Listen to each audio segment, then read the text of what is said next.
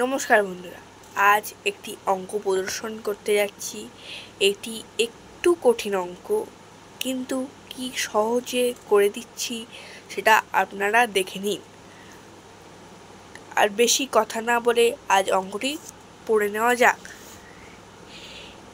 a সমান সমান 8, y সমান সমান 9, g সমান সমান -9 হলে a to the power 3 plus y to the power 4 minus g to the power 6 equal to কত?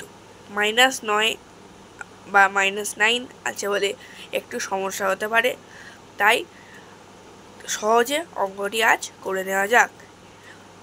উপরেই অঙ্কটি দিয়ে দেওয়া হলো, এটা দেখে নিন, আর খাতায় আছে ওটাও দেখতে পারে।